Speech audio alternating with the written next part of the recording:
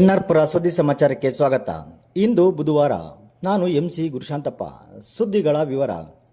ಧರ್ಮಸ್ಥಳ ಮಂಜುನಾಥೇಶ್ವರ ಯೋಗ ಮತ್ತು ನೈತಿಕ ಶಿಕ್ಷಣ ಯೋಜನೆಯಡಿ ಕಳೆದ 31 ವರ್ಷದಿಂದ ನೈತಿಕ ಮೌಲ್ಯ ಇರುವ 22 ಲಕ್ಷ ಪುಸ್ತಕಗಳನ್ನು ಮಕ್ಕಳಿಗೆ ವಿತರಿಸಿದ್ದೇವೆ ಎಂದು ಧರ್ಮಸ್ಥಳ ಶಾಂತಿವನ ಟ್ರಸ್ಟ್ ನಿರ್ದೇಶಕ ಡಾಕ್ಟರ್ ಶಶಿಕಾಂತ್ ಜೈನ್ ತಿಳಿಸಿದರು.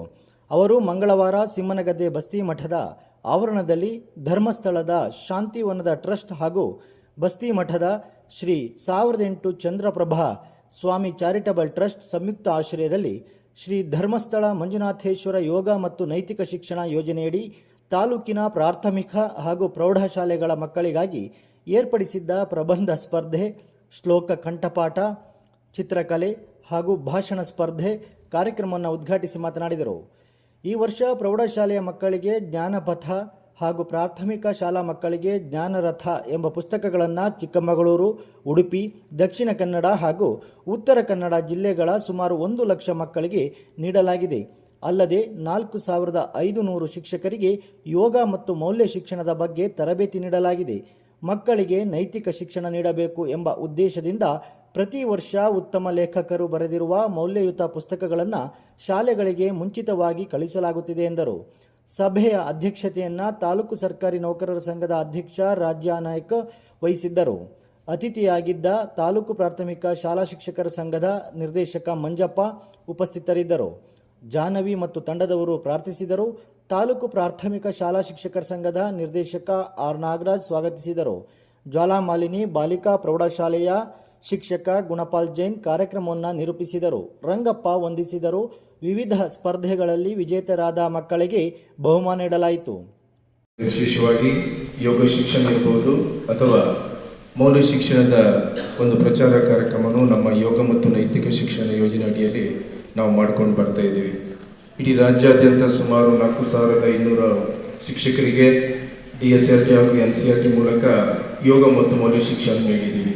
ಅದರ ಜೊತೆಗೆ ಈ ಸುಂದರ ಸಮಾರಂಭದಲ್ಲಿ ವೇದಿಕೆಯನ್ನು ಅಲಂಕರಿಸುವಂಥ ಎಲ್ಲ ಶಿಕ್ಷಣ ಪ್ರೇಮಿಗಳೇ, ಬೇರೆ ಬೇರೆ ಶಾಲೆಗಳಿಗೆ ಬಂದಂತಹ ಶಿಕ್ಷಕರೇ, ರೀತಿಯ ವಿದ್ಯಾರ್ಥಿಗಳೇ, ತೀರ್ಪುಗಾರರೇ ಹಾಗೂ ಮಾಧ್ಯಮ ಮಿತ್ರರೇ.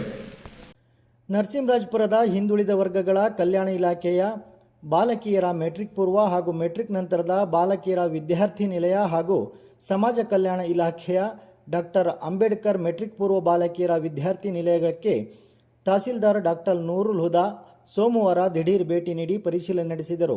ಅಡಿಗೆ ಮನೆಯನ್ನು ಇನ್ನಷ್ಟು ಸ್ವಚ್ಛವಾಗಿಟ್ಟುಕೊಳ್ಳಬೇಕು. ಮಕ್ಕಳಿಗೆ ಕಂಪ್ಯೂಟರ್ ಶಿಕ್ಷಣ ನೀಡಬೇಕು. ಮಕ್ಕಳಿಗೆ ಮುಂದೆ ಸ್ಪರ್ಧಾತ್ಮಕ ಪರೀಕ್ಷೆಗೆ ಅನುಕೂಲವಾಗುವಂತೆ ಗ್ರಂಥಾಲಯಕ್ಕೆ ಉತ್ತಮ ಪುಸ್ತಕಗಳನ್ನು ತರಿಸುವಂತೆ ಹಿಂದುಳಿದ ವರ್ಗಗಳ ಕಲ್ಯಾಣ ಇಲಾಖೆಯ ಅಧಿಕಾರಿ ಧರ್ಮರಾಜ್ ಅವರಿಗೆ ಸೂಚಿಸಿದರು. ಸಮಾಜ ಕಲ್ಯಾಣ ಇಲಾಖೆ ನಡೆಸುತ್ತಿರುವ ಡಾಕ್ಟರ್ ಅಂಬೇಡ್ಕರ್ ಮೆಟ್ರಿಕ್ ಪೂರ್ವ ಬಾಲಕಿಯರ ವಿದ್ಯಾರ್ಥಿ ನಿಲಯಕ್ಕೆ ಭೇಟಿ ನೀಡಿದ ತಹಸೀಲ್ದಾರ್ ಡಾಕ್ಟರ್ ನೂರುಲ್ ಹುದಾ ಹಾಸ್ಟೆಲ್ ಪರಿಶೀಲನೆ ನಡೆಸಿದರು. ಮಕ್ಕಳಿಗೆ ಪ್ರತಿ ವಾರಕ್ಕೊಮ್ಮೆ ಕಂಪ್ಯೂಟರ್ ಕ್ಲಾಸ್ ನಡೆಸಬೇಕು.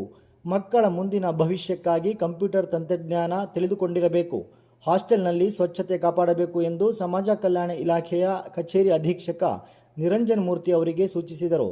ಈ ಸಂದರ್ಭದಲ್ಲಿ ರೆವಿನ್ಯೂ ಇನ್ಸ್ಪೆಕ್ಟರ್ ಎಚ್ ಮಂಜುನಾಥ್, ಹಾಸ್ಟೆಲ್ನ ವಾರ್ಡನ್ ಅಶ್ವಿನಿ ಇದ್ದರು. ವಿದ್ಯಾರ್ಥಿಗಳಲ್ಲಿ ಸೃಜನಶೀಲತೆ, ಕೌಶಲ್ಯ ಬೆಳೆಯಲು ಪ್ರೋತ್ಸಾಹ ನೀಡಬೇಕು ಎಂದು ಕೇಂದ್ರ ಸರ್ಕಾರದ NVS ಶಿಕ್ಷಣ ಸಚಿವಾಲಯದ ನಿವೃತ್ತ ಜಂಟಿ ಆಯುಕ್ತ AN ರಾಮಚಂದ್ರ ಅಡ್ಡಮನೆ ಸಲಹೆ ನೀಡಿದರು. ಅವರು ಪಟ್ಟಣದಲ್ಲಿ ಶುಕ್ರವಾರ ಸಂಜೆ DCMC ಪ್ರೌಢಶಾಲೆಯ CBSE ವಿಭಾಗದ ವಾರ್ಷಿಕೋತ್ಸವ ಸಮಾರಂಭದಲ್ಲಿ ಮುಖ್ಯ ಅತಿಥಿಗಳಾಗಿ ಮಾತನಾಡಿದರು. ಶಿವಮೊಗ್ಗ ಭದ್ರಾ ಅಚ್ಚುಕಟ್ಟು ಪ್ರಾಧಿಕಾರದ ಅಧ್ಯಕ್ಷ ಡಾಕ್ಟರ್ KP ಅಂಶುಮಂತ್ ಕಾರ್ಯಕ್ರಮವನ್ನು ಉದ್ಘಾಟಿಸಿದರು.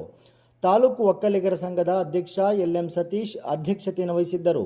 ಶಾಶ್ವತಿ ಮಹಿಳಾ ಒಕ್ಕಲಿಗರ ಸಂಘದ ಅಧ್ಯಕ್ಷೆ ಪದ್ಮಾ ಸತೀಶ್, ಜಿಲ್ಲಾ ಒಕ್ಕಲಿಗರ ಸಂಘದ ನಿರ್ದೇಶಕಿ ಆಡುವಳ್ಳಿ ರೇವತಿ ಬಹುಮಾನಗಳನ್ನು ವಿತರಿಸಿದರು.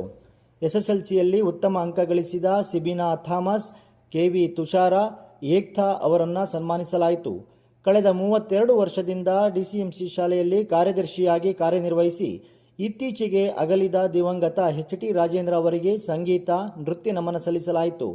1ರಿಂದ 10ನೇ ತರಗತಿಯಲ್ಲಿ ಉತ್ತಮ ಅಂಕ ಗಳಿಸಿದ ವಿದ್ಯಾರ್ಥಿಗಳಿಗೆ ಉತ್ತಮ ಅಂಕ ಗಳಿಸಿದ ವಿದ್ಯಾರ್ಥಿಗಳನ್ನು ಅಭಿನಂದಿಸಲಾಯಿತು. ವಿಜ್ಞಾನ ವಸ್ತು ಪ್ರದರ್ಶನದಲ್ಲಿ ಉತ್ತಮ ಪ್ರದರ್ಶನ ನೀಡಿದವರಿಗೆ ಪ್ರಥಮ, ದ್ವಿತೀಯ ಬಹುಮಾನಗಳನ್ನು ನೀಡಲಾಯಿತು. ನಂತರ ಮಕ್ಕಳಿಂದ ಸಾಂಸ್ಕೃತಿಕ ಕಾರ್ಯಕ್ರಮ ನಡೆಯಿತು.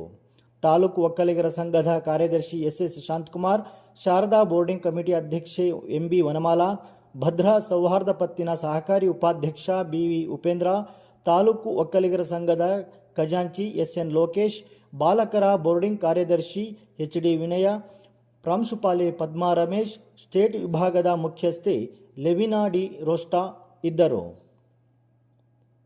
ಕಡೂರು ತಾಲೂಕಿನಲ್ಲಿ ಡಿಸೆಂಬರ್ 6ರಂದು ನಡೆದ ಜಿಲ್ಲಾ ಮಟ್ಟದ ಪ್ರತಿಭಾ ಕಾರಂಜಿಯಲ್ಲಿ ನರಸಿಂಹರಾಜಪುರ ತಾಲೂಕಿನ ಮುರಾರ್ಜಿ ದೇಸಾಯಿ ವಸತಿ ಶಾಲೆಯ ಮಕ್ಕಳು ಭಾಗವಹಿಸಿದ್ದು, ಭಾವಗೀತೆಯಲ್ಲಿ ಅಲೀನಾ ಪೌಲ್ ದ್ವಿತೀಯ ಸ್ಥಾನ, ಭಕ್ತಿಗೀತೆಯಲ್ಲಿ ರಕ್ಷಾ ದ್ವಿತೀಯ ಸ್ಥಾನ ಹಾಗೂ ಫಜಲ್ನಲ್ಲಿ ಸಿಂಚನ ತೃತೀಯ ಸ್ಥಾನ ಪಡೆದು ಶಾಲೆಗೆ ಕೀರ್ತಿ ತಂದಿದ್ದಾರೆ ಎಂದು ಮುರಾರ್ಜಿ ದೇಸಾಯಿ ವಸತಿ ಶಾಲೆಯ ಪ್ರಾಂಶುಪಾಲೆ ಪೂರ್ಣಿಮಾ ತಿಳಿಸಿದ್ದಾರೆ.